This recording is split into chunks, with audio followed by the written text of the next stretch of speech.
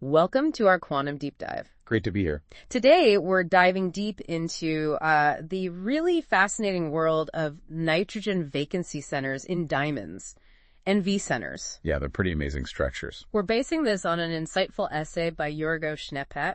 And, well, our mission is basically to pull out the key nuggets about these things. Sounds good. Schneeppert's work does a great job laying out these specific flaws, really, in the diamond lattice. Right, not just any flaw. It's where a nitrogen atom replaces a carbon. Exactly. And crucially, there's a missing carbon atom right next door, a vacancy. This tiny defect, this NV center, it unlocks some, well, pretty remarkable quantum behavior. It really does. Schneeppert talks about the two main types, the neutral one, NV0, but it's the negatively charged one, NV-, that gets all the attention for quantum tech. And why is that? What's special about NV-?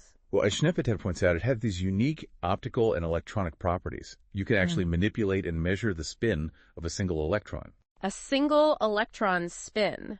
And you can do that at room temperature. That's the kicker, yes. Yeah. At room temperature, which is, quite something. Definitely. So Schneeppert's essay covers the fundamentals, how they're made, and the tech applications, right? Precisely. That's the plan for our deep dive today. Okay, let's start with the basics then. The diamond itself, we know it's super hard, chemically stable, transparent. All down to that cubic crystal structure, the strong covalent bonds between carbon atoms. And it has that big band gap, what is it, about 5.5 electron volts? Yeah, around there. That large gap is key to its transparency and electrical insulation, but it also provides a stable home for these NV defects, as Schneeppert explains. So the diamond structure itself kind of protects the NV center. In a way, yes.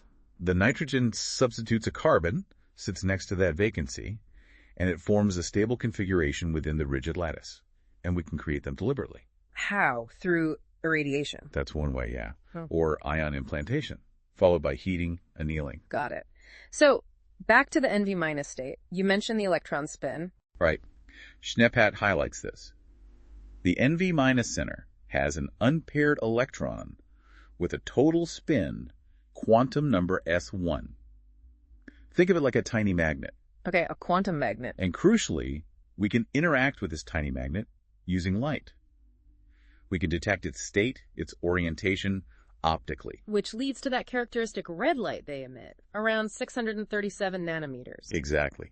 That fluorescence is directly linked to the spin state. It's like a little optical reporter telling us what the spin is doing. And that's the basis for ODMR. Precisely.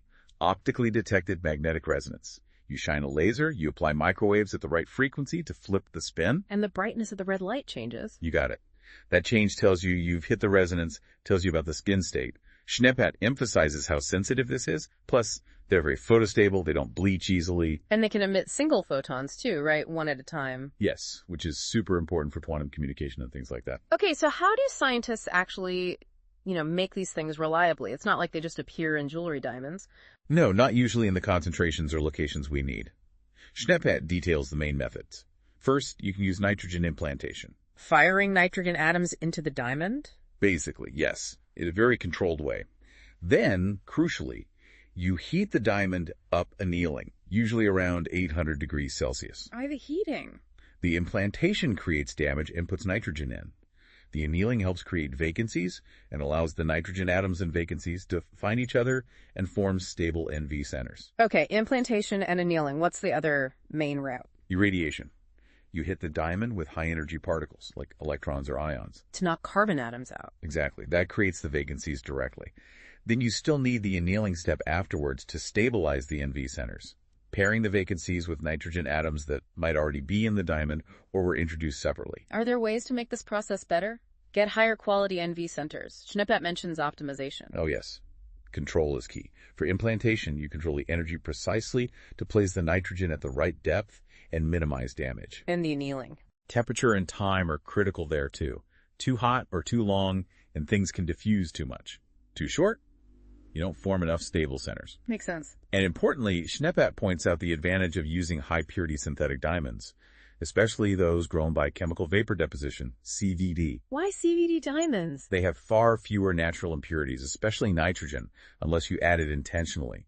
It gives you a much cleaner starting point for engineering the NV centers exactly where and how you want them. Right, a cleaner canvas. Okay, let's dig into the key physical properties. You mentioned ESR and ODMR for probing them. Yes, electron spin resonance and optically detected magnetic resonance. ESR is the more traditional way to look at electron spins using microwaves. But ODMR is better for NV centers. It's incredibly powerful for them, as Schneepat emphasizes, because the optical signal, the fluorescence, is so strongly linked to the spin state. It gives us a much more sensitive way to detect tiny numbers of spins, even a single one. Okay, sensitivity is the key. Now, Schneepat includes that equation, the Hamiltonian. H equals D SCSCS plus DEC ESA. Looks a bit daunting. It does, but it just describes the energy levels of the spin. The D term, the DSCSC, is the zero field splitting. Meaning, even with no magnetic field, the spin states have different energies. Exactly. About 2.87 gigahertz apart. It's due to the crystal environment.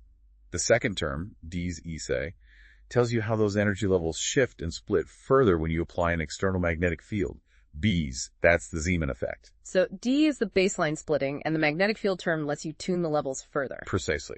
DEC is just the gyromagnetic ratio, a constant for the electron spin. This equation is basically our instruction manual for controlling the NV spin with magnetic fields and microwaves. Got it. Now, stability. You said room temperature operation is a big plus. Huge plus. Makes them much more practical than many other quantum systems that need extreme cold. Schneepat definitely highlights this. But there are trade-offs, right? Coherence times. Yes.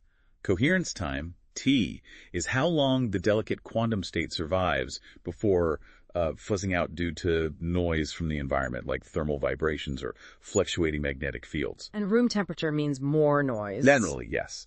So at room temp, T might be up to, say, 100 microseconds, maybe a millisecond in really good samples, which is already pretty long for a solid-state qubit at room temp. But colder is better for coherence. Definitely. Go down to cryogenic temperatures, you drastically reduce that noise, and coherence times can get much longer. Allows for more complex quantum operations. Okay, so this leads us nicely into the quantum phenomena and applications Schneepat discusses, using them as qubits. Exactly. The S1 spin state of the NV- center gives you 3 levels. You can pick 2 of these to represent your quantum bit, your 0 and 1 state, plus their superpositions. And that coherence time, TRO, is critical here. Why? Well, think of it like the working memory time for your quantum calculation. The longer T, the more quantum operations or gates you can perform before the quantum information degrades. Schneepat gives that decay formula, C, D, definitely T. Longer T means slower decay. So we need them stable long enough to compute. How do we actually control these NV qubits? You mentioned microwaves and light. Right. We use carefully timed microwave pulses tuned near that 2.87 gigahertz splitting or the Zeeman shifted frequencies to flip the spin between the chosen qubit states. That's how we perform quantum gates. And the laser. The laser is used first to initialize the spin into a known starting state, usually the 0 state. And then, after the microwave operations, we use another laser pulse to read out the final state by looking at the fluorescence intensity. Bright means one state, dimmer means the other. So microwaves to manipulate, laser to initialize and read, and the magnetic field helps tune things. Yes, the external magnetic field, via that Zeeman effect in the Hamiltonian, lets us fine-tune the energy levels, making it easier to target specific transitions with the microwaves. Incredible control at such a tiny scale. Schneepat also really emphasizes their sensitivity, particularly to magnetic fields. Oh, absolutely. It's one of their superpowers.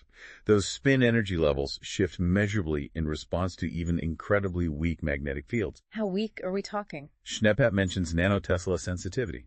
Maybe even better. Picotesla in some cases. For context, the Earth's magnetic field is tens of microteslas, so orders of magnitude weaker. Wow. And electric fields, too. Electric fields affect them too, though more indirectly, often by slightly shifting the optical transition energies rather than the spin levels directly. But yes, sensitive to both makes them amazing sensors. And also as single photon sources. You mentioned that earlier. Yes. When you excite an NV center with a laser, it can reliably emit exactly 1 photon at a time around that 637 millimeter wavelength. Why is emitting just 1 photon so important? For secure quantum communication, you need to send information encoded in single quanta of light. If your source sometimes spits out 2 photons, an eavesdropper could potentially intercept one without you knowing. NV centers are good single photon emitters. And Schneepat mentions spin photon entanglement. Right. You can link the spin state of the NV center to the properties, like polarization of the photon it emits. This entanglement is fundamental for building things like quantum repeaters to extend the range of quantum communication and for networking quantum devices. And again, their photostability is a big plus here. So, sensors and communication building blocks. Let's look at specific applications, Schnepp details. Magnetometry first. That nanotesla sensitivity, what can you do with that? Schnepp gives examples like studying magnetic nanoparticles or mapping the magnetic domains in advanced materials with nanoscale resolution. And in biology. That's really exciting. People are working on using NV centers to measure the tiny magnetic fields produced by firing neurons, for example, potentially mapping brain activity at a cellular level, or detecting magnetic signals from biological processes inside cells. That sounds revolutionary. What about temperature sensing? How does that work? Schnepp explains that the zero field splitting, that D's value, actually changes slightly with temperature. It has a known temperature dependence, roughly negative 74 kilohertz per Kelvin. So if you measure D very precisely using ODMR, you can calculate the local temperature. And because the NV center is so small, you can get temperature maps with incredible spatial resolution. Think nanoscale thermal imaging inside a chip or even a living cell. Tiny quantum thermometers. Okay, moving to broader impacts, biomedical applications. Schnepp pulls several threads together here. The high-resolution imaging potential, using that spin-dependent fluorescence. The magnetometry for neuroimaging or tracking molecules labeled with nanodiamonds containing NV centers. And importantly, Schnepp stresses they're biocompatible, right? Yes, diamond itself is very inert and non-toxic. So diamond nanoparticles with NV centers are seen as much safer for use in biological systems compared to, say, traditional fluorescent dyes or some semiconductor or quantum dots, which can have toxicity issues. Plus, they don't blink or bleach easily. Huge advantages for in vivo work. What about materials science? Schnepp highlights their role as nanoscale probes, analyzing atomic structures, finding tiny defects in semiconductors or metals, mapping magnetic fields and spintronic devices, basically using the NV center as a local sensor to understand material properties at a fundamental level. Like a non-invasive atomic force microscope, but sensitive to quantum properties. That's a good analogy in some ways, yes. And he mentions nanoscale NMR again, using NV centers near a sample to detect the nuclear spins of molecules, offering a way to do NMR on incredibly small volumes. And even measuring the Earth's field, you said? Yeah, for high-precision, localized geomagnetic sensing. Okay, lastly, quantum communication and computing prospects. Integration into quantum computers. Schnepp touches on this. NV centers are definitely candidates for qubits. They have decent coherence times, especially when cooled, and optical control and readout is convenient. People are exploring hybrid systems too. Hybrid, like connecting NV centers to other quantum platforms. Exactly. Maybe linking them via photons to superconducting qubits or trapped ions, trying to combine the best features of different systems. And their role in making quantum communications scalable, quantum repeaters. That single photon emission and the potential for spin-photon entanglement are key, as Schnepp reiterates. They could form the nodes in future quantum networks, enabling secure communication over long distances and connecting distributed quantum computers, essential for quantum cryptography. It paints an amazing picture, but as Schnepp acknowledges, it's not all smooth sailing. There are challenges. Oh, definitely. Manufacturing's a big one. Making NV centers exactly where you want them, with the right properties, and doing it reliably and scalably. That's tough. Atomic precision is the goal, but we're not quite there for large-scale production. Controlling the density, avoiding unwanted defects. Right. And then there's stability. We mentioned coherence being affected by noise, but also the charge state can be unstable. The NV center can sometimes flip between the desired ND- and the neutral NV0 state. Which would mess up its function as a qubit or sensor? It can, yes.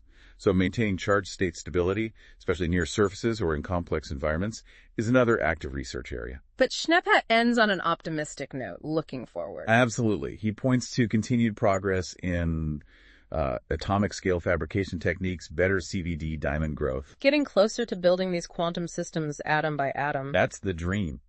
And he stresses the interdisciplinary nature, quantum optics, materials science, bioengineering, all coming together. That synergy is really driving innovation. So the takeaway is that NV centers are this incredible bridge. Yeah, I think Schnepp really makes that case well. They connect fundamental quantum physics with, potentially transformative real-world technologies from medicine to computing. A key enabling technology for the quantum future. Precisely. Challenges remain, but the progress is rapid, and the potential impact is just enormous. Well, that's a fantastic place to wrap up our deep dive into nitrogen vacancy centers, guided by the work of Yorgo Schneeppot. Thanks so much for joining us. My pleasure. Fascinating topic.